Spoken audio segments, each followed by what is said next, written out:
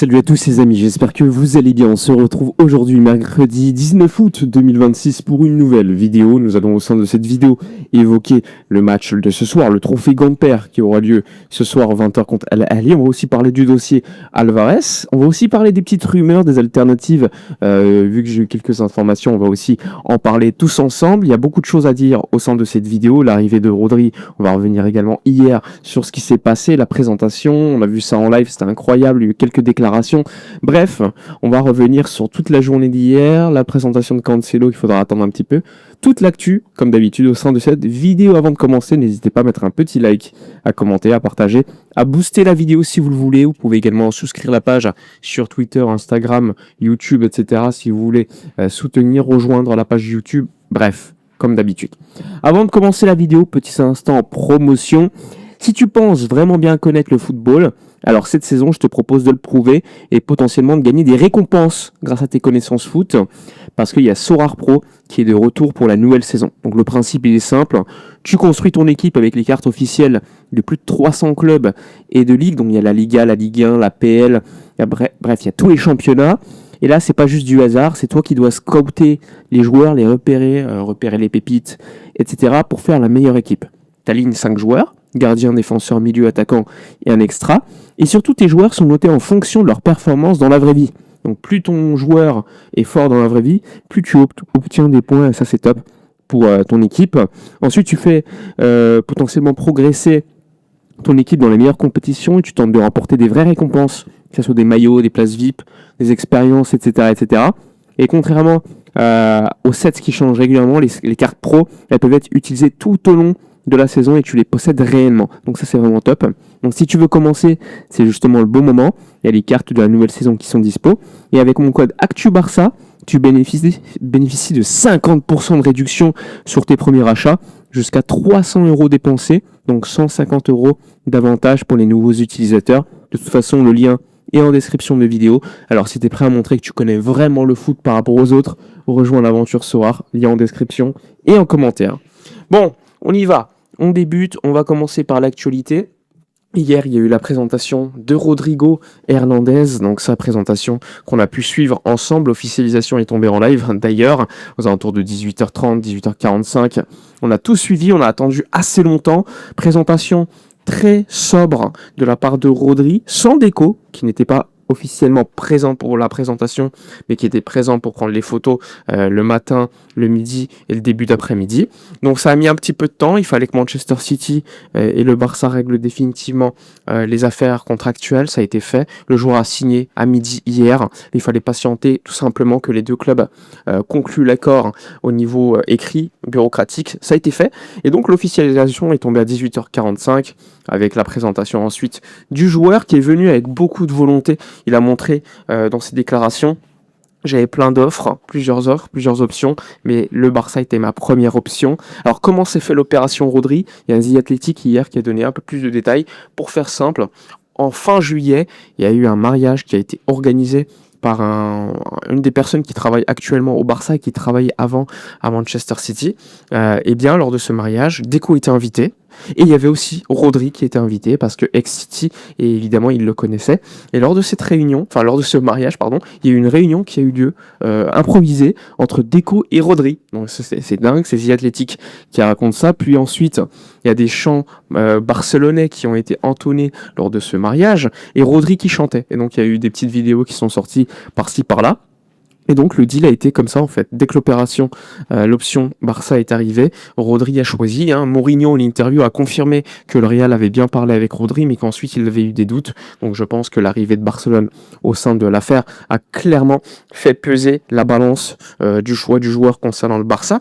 Hier il s'est exprimé. Ce qui était assez intéressant, c'est que tu vois que c'est un leader. Lorsqu'il prend la parole, il est écouté. Il a un certain charisme.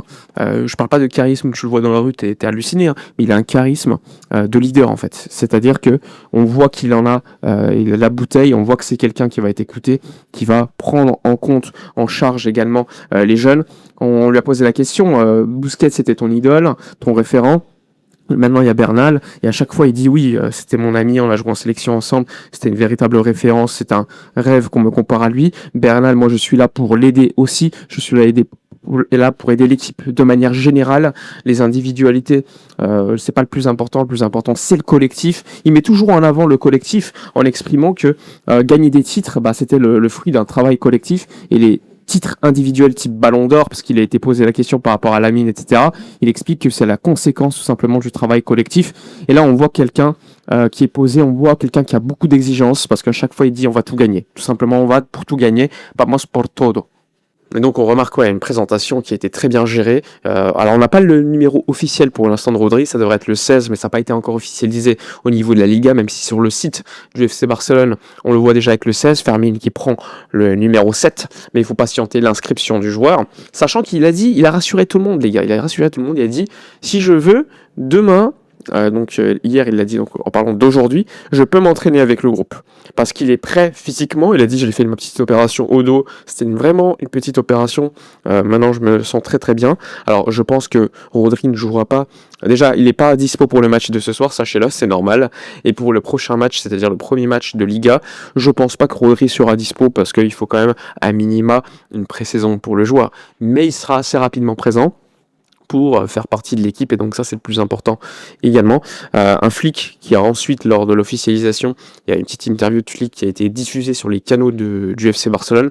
Il explique que c'est le numéro 6 idéal, c'est le meilleur joueur du monde à son poste et qu'il est très heureux de compter sur lui, c'est un vrai leader, etc. Donc ça c'est également une très très bonne nouvelle du côté du FC Barcelone, de s'assurer déjà un joueur sur le terrain qui va aider tout le monde, un vrai leader. Flic en réclamait en conférence de presse à la fin de saison passée, et là tu as un véritable leader qui arrive et qui va beaucoup aider. Évidemment, on parle quand même d'un ballon d'or, on parle de quelqu'un qui a l'habitude de stabiliser les milieux de terrain de ses équipes, donc j'ai hâte de voir si la fameuse tactique de Flick d'être très très haut, parfois un petit peu limite au bord du précipice, on est tellement haut que à chaque contre-attaque on peut prendre cher. Est-ce que l'arrivée de Rodri va rebattre les cartes sur cette tactique? Parce que c'est un joueur qui est tellement intelligent qui peut, d'une certaine manière, permettre à l'équipe de mieux défendre aussi. Donc ça, c'est un élément que j'ai vraiment hâte de voir. Et surtout, quelle association au milieu? Est-ce qu'on verra Fermin faux numéro 9, comme il l'a dit en interview, il peut jouer à ce poste-là? Est-ce qu'on verra tout simplement un milieu de terrain pour l'instant Pedri, Rodri, Olmo, donc ça peut être le milieu de la sélection espagnole, même si les associations, si on est honnête, entre Rodri et Pedri en sélection espagnole, je pense qu'il faut un petit peu de temps pour s'associer, parce que pour l'instant, on n'a jamais été très impressionné par rapport à cette alternative-là, donc il faudra évidemment du temps en club, je pense, pour leur permettre de bien jouer ensemble, mais j'espère que ça sera assez rapidement quand même, parce qu'on le sait, ils sont tellement talentueux que normalement, ça ne devrait pas poser de problème à ce niveau-là. Ensuite, donc on disait au niveau actualité, je vous l'ai dit, Deco en fait il n'était pas présent pour l'officialisation de Rodri, il a fait les photos l'après-midi, il est parti. Et des gens commencent à te dire, ouh là là, il a pris l'avion, il est parti à Bruges, il est parti à Milan, bref, plein de choses. Mais non, a priori, Deco était bien à Barcelone, il est resté à Barcelone, je crois qu'il était occupé par autre chose, tout simplement. Et donc on a beaucoup parlé de la rumeur Tresoldi, le joueur, je crois qu'il est italo-allemand, donc de Bruges. Moi hier, j'ai tweeté sur mon compte personnel qu'il n'y avait rien du tout avec le Barça à ce moment-là. Donc il faut le savoir. Ça a été confirmé ce matin par Fabrizio Romano qui expliquait en substance qu'effectivement le Barça n'avait pas, encore une fois, une opération Tresoldi avancée, donc on peut pour l'instant en tout cas écarter cette opération avec le numéro 9 italo-allemand. Concernant Alvarez, il y a beaucoup d'informations. Alors on va essayer de faire ça très proprement. D'un côté, Fabrizio Romano ce matin explique que le Barça n'a pas encore jeté l'éponge sur le dossier Alvarez, qu'ils vont rester sur l'opération encore quelques jours, et ensuite, s'ils voient que c'est totalement impossible, ils changeront d'avis et ils changeront tout simplement d'alternative, puisque des alternatives, le Barça en a travaillé déjà, a priori. José Alvarez de Chiringuito, lui, explique que l'opération est totalement off. Il l'a expliqué hier soir dans la nuit, puisque l'Atlético ne veut pas le vendre. Alors, comme je vous le dis depuis de longues semaines, je vous prépare à cette éventualité, parce que c'est la plus probable, c'est que, comme vous le savez, l'Atlético de Madrid refusant toute opération avec le Barça, il est très probable qu'Alvarez reste à l'Atlético. C'est pas une surprise, mais je tiens à le répéter parce que constamment on me repose la question en fait tous les jours sur certains dossiers, donc obligé de le faire. Mais je tiens à rappeler que, je le redis, il est très peu probable que Gilmarín change d'avis, ce qui est logique en réalité, parce qu'il s'est tellement mouillé que ce serait dingue. Après, il y a une réunion entre Gilmarín et Julian Alvarez et son entourage qui peut avoir lieu à tout moment cette semaine. Ça pourrait être, on va dire, l'ultime tentative. Mais si cette ultime tentative n'est pas fructueuse comme il l'est attendu de l'être, il est très probable ainsi que le Barça change d'avis et change de piste totalement. Hier, Cholo Simeone en conf de presse a dit que c'était le CEO du club qui avait pris la décision et qu'il n'y avait rien d'autre à dire. Donc voilà. C'est assez clair. Maintenant, selon les médias catalans autres, ils expliquent que le Barça a donné jusqu'à la fin de la semaine, peut-être vendredi, samedi, dimanche. Et ensuite, le Barça abandonnera définitivement l'opération Julian Alvarez. Ils ont voulu être là, a priori, pour montrer qu'ils voulaient clairement signer le joueur après sa prise de parole publique. Mais a priori, ça n'a rien changé. Et donc, il faudra voir ensuite s'il y a des prises de parole de la part des entourages. Mais pour l'instant, la réalité, c'est qu'Alvarez continue à aller aux entraînements. Il n'y a pas de rébellion de la part du joueur pour le moment. Donc, a priori, c'est soit d'ici les 2-3 jours là, soit rien ne va se passer sur le dossier Alvarez. Et comme je vous le dis depuis le départ, moi, je pense qu'il ne signera pas parce que c'est trop complexe comme opération et qu'on a beaucoup perdu de temps. Mais encore une fois, d'un côté, je comprends cette volonté de le garder, de garder cette piste ouverte parce qu'on ne sait jamais. De l'autre côté, j'estime que on est déjà quasiment à 10 jours de la fin du mercato, et tu es toujours sur cette opération. Voilà, parce qu'il n'y a peut-être pas beaucoup mieux sur le marché, je peux comprendre, mais quand même, tu perds beaucoup de temps, et donc c'est assez risqué. Donc il y a d'autres noms, il y a d'autres alternatives, les dossiers Mikotadze, Oyarzabal, Lautaro Martinez, Osimhen, il y a plein de noms en réalité de numéro 9 qui sont pas dispo sur le marché, mais que tu peux tenter en tout cas de faire. Il y a très peu de top numéro 9 que tu peux tenter en réalité. Tu as peut-être Lautaro, mais pas sûr qu'il quitte l'Inter, il est très heureux. Il y a Harry Kane qui va peut-être prolonger du côté du Bayern, et je vois pas le Bayern lâcher son joueur même s'il refuse de prolonger à 10 jours de la fin du mercato, sachant qu'il marque plein de buts, etc. Bref, c'est un sacré bourbier en réalité. Moi perso, je vais pas vous mentir, moi, depuis le début du mercato, j'aime bien Lautaro, j'aime beaucoup Osimhen. Je trouve que c'est des numéros 9, hein, certes très différents, mais je trouve qu'on a besoin de mecs qui garantissent des buts. Même si Lautaro, c'est moins un buteur, comme on le dit, même s'il marque des buts, attention, toujours quasiment meilleur buteur de Serie A, mais c'est pas non plus 40 buts, quoi. Mais au moins, même Osimhen, c'est des joueurs qui te garantissent des buts, et je pense que le Barça aujourd'hui a besoin de ça, beaucoup plus que d'un joueur qui fait bien jouer les autres. Ça, c'est mon opinion perso. Ça, je pense que ça peut être intéressant pour un joueur en backup, un type Ferran qu'on avait. Là, tu veux prendre un Mikotadze, je sais pas, par exemple, en backup, mais en titu, on a besoin de quelqu'un qui te garantisse des buts, et aujourd'hui, il y en a très peu sur le marché. Donc, est-ce que tu attends le mois de janvier, parce que le fair play financier que tu génères sur la saison, il est dispo toute la saison, hein. C'est-à-dire que le mercato de janvier, tu pourras l'utiliser. Par contre, l'été prochain, à partir d'une certaine date, à la fin tout simplement de la saison, tu ne pourras plus utiliser le fair play que tu as généré. Sachant que, comme vous le savez, le Barça génère énormément en termes de fair play suite au départ. Beaucoup de départs, là Casado qui va peut-être partir, Hector Fort aussi. Il y a encore beaucoup de fair play à générer du côté du Barça, et donc ça bosse également dessus. Ce soir, je le disais, il y a le match contre Al-Ahli, le club égyptien, l'un des meilleurs clubs africains d'ailleurs, l'ancien club de Hamza Abdelkarim par ailleurs.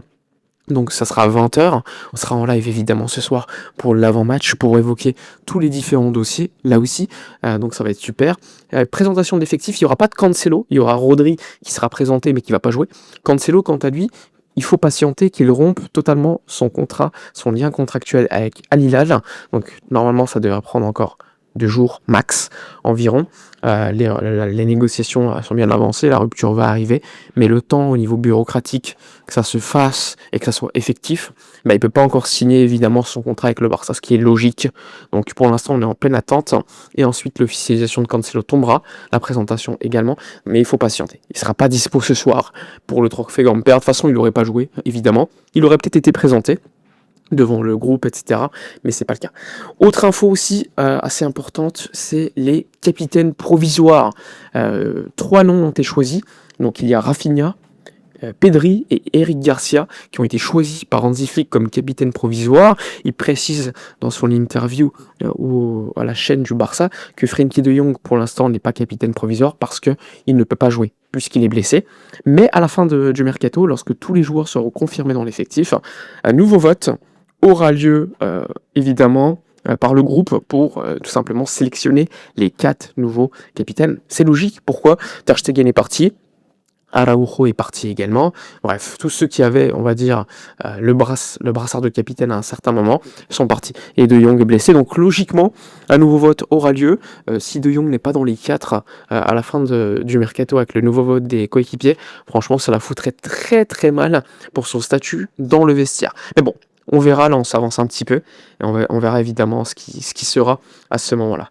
N'hésitez pas, je le rappelle, si vous voulez participer à l'actualité Barça expérience en collaboration avec une agence de voyage officielle, il y a un petit lien qui va se mettre également en description de vidéo. C'est un package avec l'hébergement, place de Barça Villarreal mi-novembre. Si vous êtes intéressé, vous m'envoyez un petit lien, un petit message privé sur mon compte Twitter, sur Discord ou autre, je vous enverrai directement le lien du site. Si vous voulez venir, c'est super. Sinon, c'est pas grave, on en fera peut-être tout au long de la saison.